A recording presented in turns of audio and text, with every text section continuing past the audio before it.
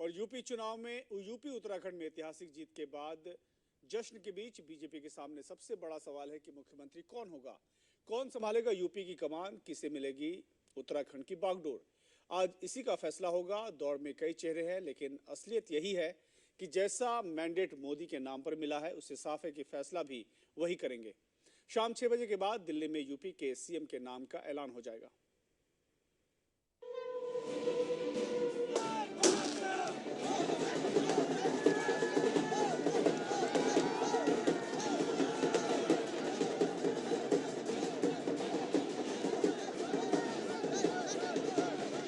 विधानसभा चुनाव में ऐतिहासिक जीत के बाद बीजेपी समर्थकों का लखनऊ से दिल्ली तक केसरिया होली का जश्न जारी है।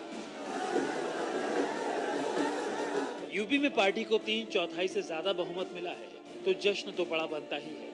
लेकिन इसी जश्न के बीच बीजेपी के सामने सबसे बड़ा सवाल है कि सूबे का अगला मुख्यमंत्री कौन होगा।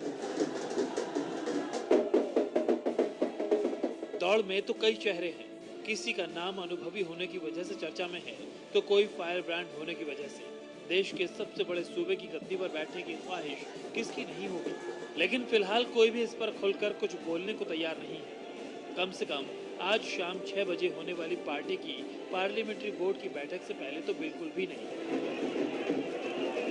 शाम को 6 बजे यहाँ पर कार्यालय पर प्रधानमंत्री श्री नरेंद्र मोदी जी का स्वागत रखा गया है। भारतीय जनता पार्टी की ओर से हमारे कार्यकर्ता मोदी जी का स्वागत करेंगे। उसके बाद में पार्लियामेंट्री बोर्ड की बैठक होगी और उस बैठक में तय किया जाएगा कि चारों राज्यों में नेतृत्व कौन करे। शुद्ध रूप से योग्यता के आधार पर चयन होगा। हमारी पार्टी के योग्यतम व्यक्ति को मुख्यमंत्री के लिए हम चयनित करेंगे। यानी खुद बीजेपी अध्यक्ष भी आज शाम को बैठक से पहले सीएम कैंडिडेट पर कुछ भी बोलने से इनकार कर दिया।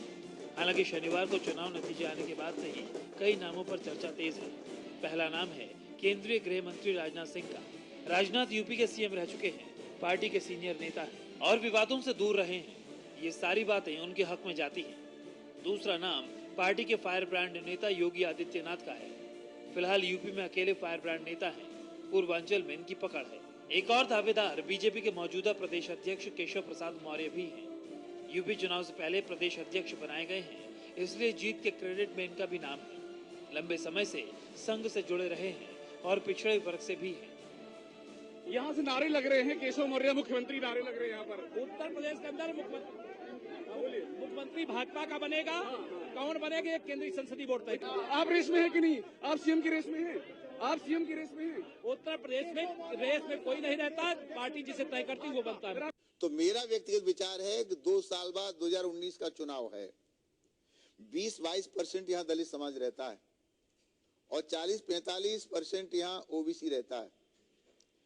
तो 2019 के चुनाव को दृष्टिगत रखते हुए मेरा पार्टी से निवेदन है कि दलित या ओबीसी के चेहरे में से किसी चेहरे पर विचार किया जाना चाहिए। देखिए, मैं पार्टी का सिपाही हूं और पार्टी ने जो दायित्व मुझे दिया है, मेरे राष्ट्रीय अध्यक्ष जी ने जो भरोसा करके हमारे सभी सीनियर नेताओं ने, उसका निर्वहन मैंने अपनी निष्ठा और ईमानदारी से किया है।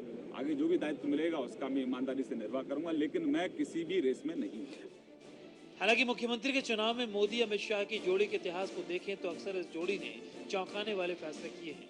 हरियाणा में मनोहर लाल खट्टर, झारखंड में रघुवर दास और महाराष्ट्र में देवेंद्र फडणवीस इसके उदाहरण हैं। अगर इस बार भी ये जोड़ी कुछ ऐसा ही चौंकाने वाला फैसला लेती है तो बीजेपी सांसद मनोज सिन्हा को भी मौका मिल सकता है।